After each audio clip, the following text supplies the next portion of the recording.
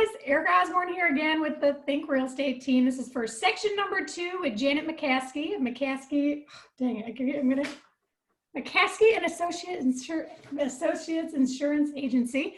So section number 2, this is going into the detail kind of investor deals and the types of insurance and things to have in place for the different types of investing strategies. So Janet, thank you again for coming back for this section. You're welcome. Sure.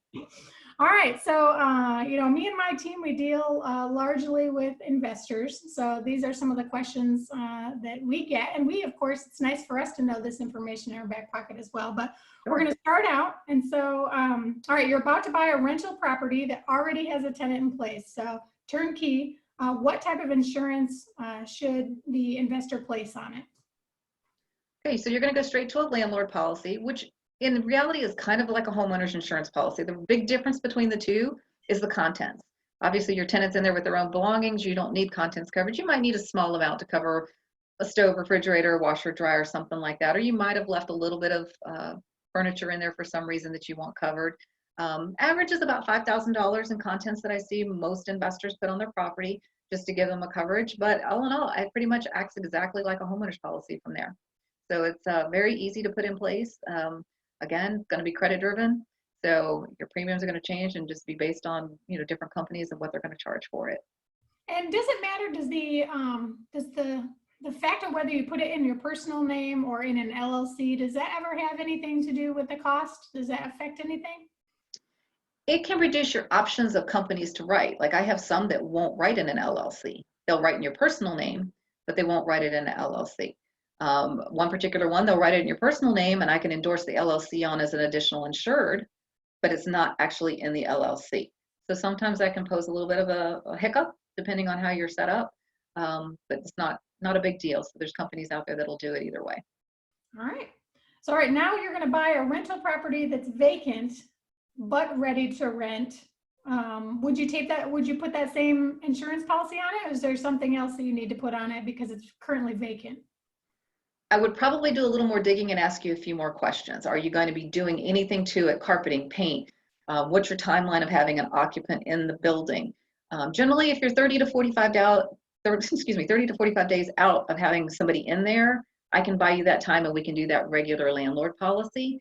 If you're going to be vacant for longer than that, you probably really need to go to a vacant policy. Or a builder's risk, depending on what you're doing. Let's say you decided, you really decided you want to put a roof on it before you put a tenant in there. So you might need a little bit more time. So it just really depends on what you have going on. But I would say if you're under the 30-day mark of you bought it today and you got 30 days to put a tenant in it, I think we'd be pretty safe just going ahead and doing the landlord policy. And can you explain the vacant policy a little bit and kind of how long, where the vacant policy's place in all of this is? Sure.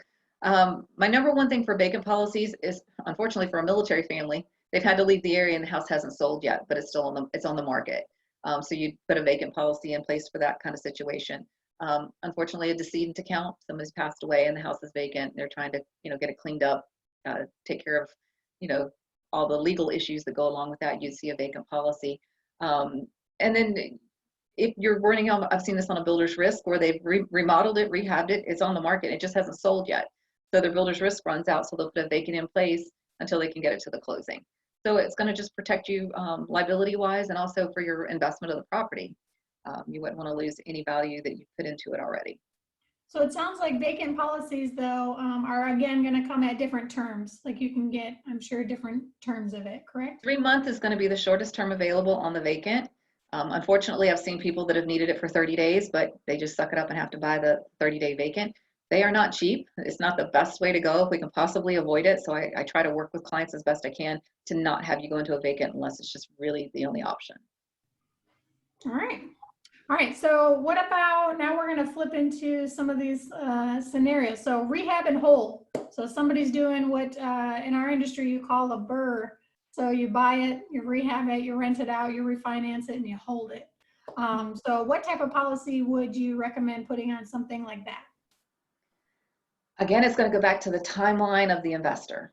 So if it's taking you, let's say, 3 to 6 months to do your builder's risk and build it out, we would go to that policy first. And I actually do this a lot. We just do a refund of premium. A lot of the lenders will want a 12-month policy in place, but it takes you 3 to 4 months to rehab it and maybe a month to put a body in it.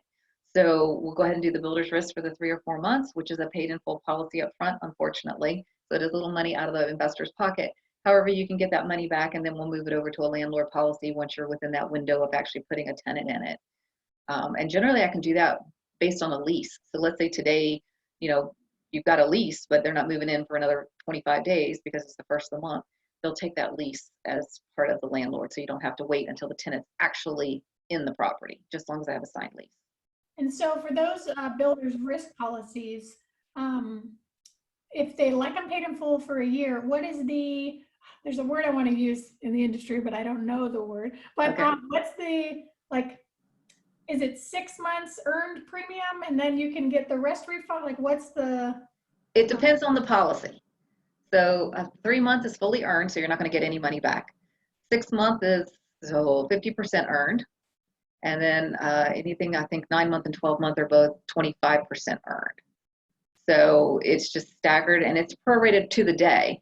So, it might be, you 6 months and 3 days. So you're going to get, 5 months and 27 days back. So it's a prorated program. I don't know off the top of my head. But it would be based on when you actually changed over the policy.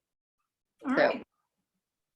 And it does take a while to get your money back on those. So don't think you're going to cancel it today and have a check tomorrow.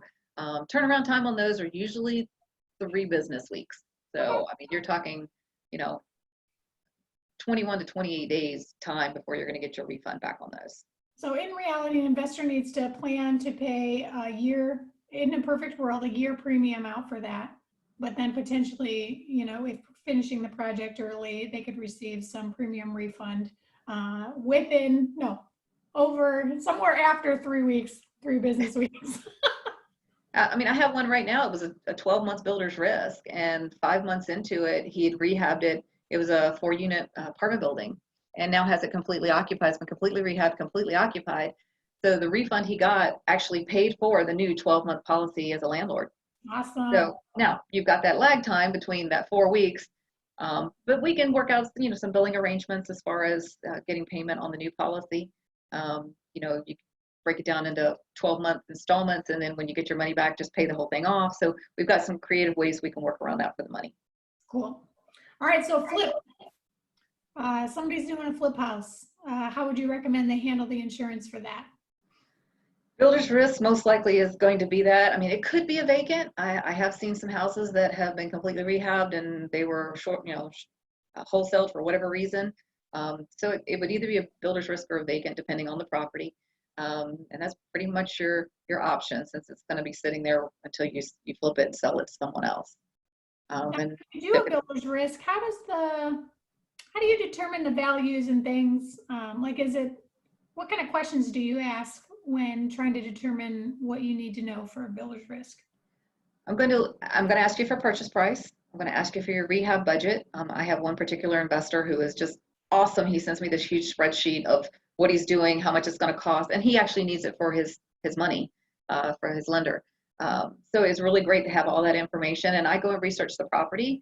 So let's say I know he's replacing the roof, but the house was built in 1925. I need to know when the roof was last done prior to you're getting ready to do the roof. Same thing with HVAC, electrical, wiring. They want to see that some update has been done since 1925. That might be 1990, and now you're doing it 30 years later that you're rehabbing the whole property.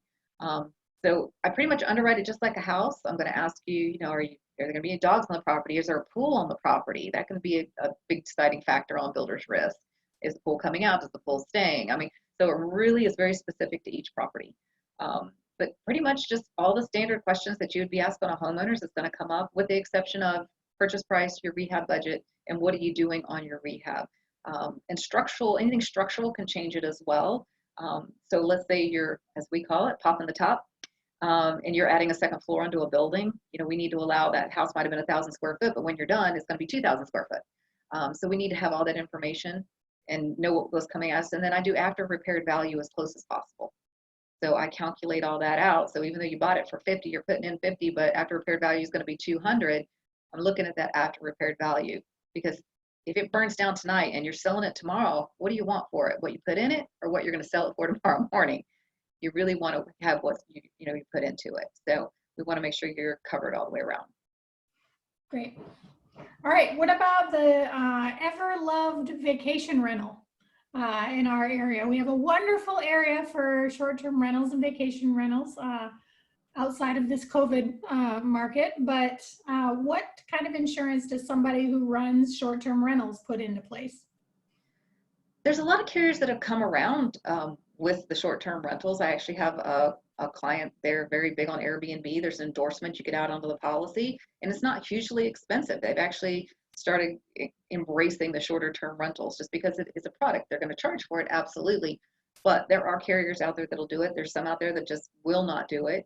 And that kind of falls into home sharing as well. So if you have a really cool mother-in-law suite off of your house that you want to Airbnb out, there's policies that will allow that endorsement. Some carriers won't allow it at all. They just wouldn't cover any loss resulting from that exposure. So if somebody went in there and stole everything and you admitted to doing Airbnb, you could have a risk of not being a covered claim.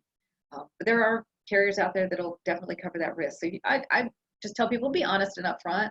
It's just easier than being bit in the backside that something's not covered. Just tell me what you're doing, and then we'll find the best carrier that can fit what you need to do. And what if I have a lot of investors who are just trying to figure out how to run their numbers, right? So they're out there running numbers on, let's just say, example, single family home. They're just looking at the simple single family homes in the area, nothing big to it, but they have no idea what to plug into that estimated insurance cost line item. What's the easiest way for them to just figure out a placeholder number? And that's not to simplify anything in the industry, but some people just like a red light, green light litmus test. Is this going to work out? What is some way potentially that somebody could figure out a placeholder number there that wouldn't just be so like $20,000 versus $800 a month or a year? Right. I think for just potential numbers, if it's a single family home, average 200,000 here in the area, just ballpark, I think you'd be safe at like $1,200 for the year, $100 a month. That does not include flood. Take that out of your mind. That's just strictly the homeowners. And it could be a little more, a little less. It's going to be driven on your credit score. All that's going to come into play. But I think that's a good average for the average home. Now, if it's $450,000, that number, you might want to double it. Just kind of using that as a rule of thumb. But yeah, you have a good relationship with an insurance agent. I think it's a great way to go. I run numbers all the time for people, just kind of wanting a what if.